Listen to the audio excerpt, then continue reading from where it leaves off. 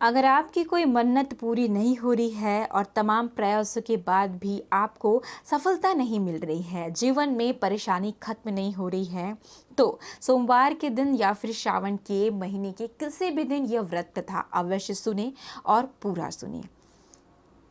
एक साहूकार था जो भगवान शिव का अनन्य भक्त था। उसके पास धन धान्य किसी भी चीज की कमी नहीं थी, लेकिन उसकी कोई संतान नहीं थी और वह इसी कामना को लेकर रोज शिव जी के मंदिर जाकर दीपक जलाता था। उसकी इस भक्ति भाव को देखकर एक दिन माता पार्वती ने शिव जी से कहा कि प्रभु, यह साहूकार अपना अनन्य भक्त है, इसको किसी बात का कष्ट है तो आप उसे अवश्य दूर करें। शिव जी बोले कि हे पार्वती, इस साहूकार के पास पुत्र नहीं है, यह इसी से दुखी रहता है। माता पार्वती कहती है कि हे ईश्वर, कृपा करके इस पुत्र को वरदान दीजिए कि इसका एक पुत्र हो जाए। तब भोलेनाथ ने कहा कि हे पार्वती, साहूकार के भाग्य में पुत्र का योग नहीं है। ऐसे में अगर इसे पुत्र प्राप्ति का वरदान मिल भी गया तो यह केवल 12 वर्ष की आयु तक ही जीवित रहेगा। इसे सुनकर माता पार्वती ने कहा कि हे प्रभु, आपको इस साहूकार को पुत्र का वर देना ही होगा, अन्यथा भक्त क्यों आपकी सेवा पूजा करेंगे। माता के बार बार कहने से भोलेनाथ ने साहूकार को पुत्र का वरदान दे दिया, लेकिन यह भी कहा कि वह केवल 12 वर्ष तक ही जीवित रहेगा। साहूकार यह सारी बातें सुन रहा था, इसलिए उसे न तो खुशी हुई और ना ही दुख। वह पहले की ही तरह भोलेनाथ की पूजा अर्चना करता रहा। उधर सेठानी गर्भवती हुई और 9वें महीने उसे सुंदर से बालक की प्राप्ति हुई। परिवार में खूब हर्षोल्लास मनाया गया, लेकिन साहूकार पहले से ही जानता था कि उसका बालक 12 वर्ष तक की आयु तक ही जीवित रहेगा, लेकिन उसने यह बात अपनी पत्नी के साथ भी जिक्र नहीं किया। जब बालक 11 वर्ष का हो गया तो एक दिन साहूकार की सेठानी ने बालक के विवाह के लिए कहा। तो साहूकार ने कहा कि वह अभी बालक को पढ़ने के लिए काशी भेजेगा। इसके बाद उसके बालक के मामा जी को उन्होंने बुलवाया और कहा कि इसे काशी पढ़ने के लिए ले जाओ और रास्ते में जिस भी स्थान पर रुकना, वहाँ यज्ञ करते और ब्राह्मणों को भोजन कराते हुए ही आगे बढ़ना। उन्होंने भी इसी तरह करते हुए जा रहे थे और रास्ते में जब उन्होंने एक राजकुमारी का विवाह होते हुए देखा, जिससे ही उसका विवाह होते हुए उन्होंने देखा, वह एक जो है राजकुमार था, परंतु वह एक आंख से काना था।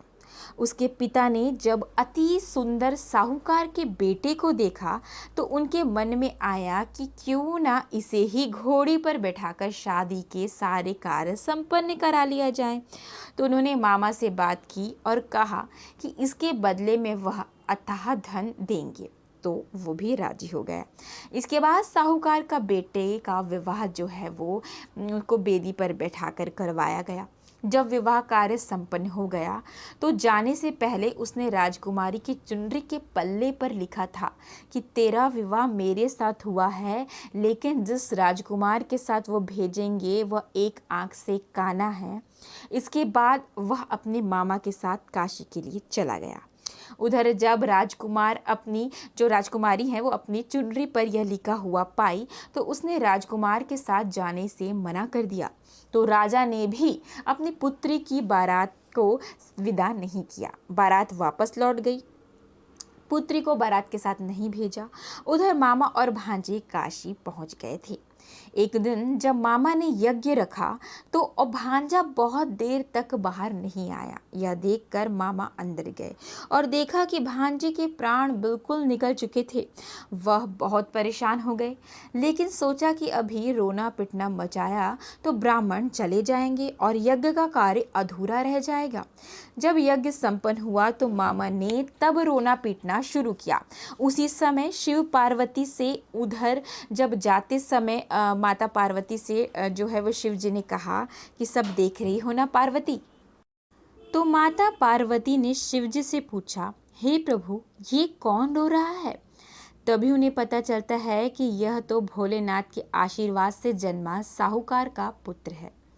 तब माता पार्वती कहती है कि हे स्वामी, इसे जीवित कर दे। अन्यथा रोते रोते इसके माता पिता के भी प्राण निकल जाएंगे। तब भोलेनाथ ने कहा कि हे पार्वती, इसकी आयु इतनी ही थी, सो वह भोग चुका। लेकिन माँ के बार बार आग्रह करने पर भोलेनाथ तो भोलेनाथ है, उन्होंने उसे जीवित कर दिया। लड़का ओम नमः शिवाय, ओम नमः शिवाय करते हुए जी उठा और मामा भांजे दोनों ने ईश्वर को धन्यवाद दिया और अपनी नगरी की ओर लौटे। रास्ते में वही नगर पड़ा और राजकुमारी ने उन्हें पहचान लिया। तब राजा ने राजकुमारी को साहूकार के बेटे के साथ बहुत सारे धन धान्य के साथ विदा किया। उधर साहूकार और उसकी पत्नी छत पर बैठे थे। उन्होंने यह प्रण लेकर रख दिया था कि यदि उनका पुत्र सकुशल ना लौटा तो वह छत से कूदकर अपनी प्राण त्याग देंगे। तभी लड़के के मामा ने आकर साहूकार के बेटे और बहू के आने का समाचार सुनाया, लेकिन वे नहीं माने। तो मामा ने शपथ पूर्वक कहा कि दोनों को विश्वास हो गया और दोनों ने अपने बेटे बहू का स्वागत किया।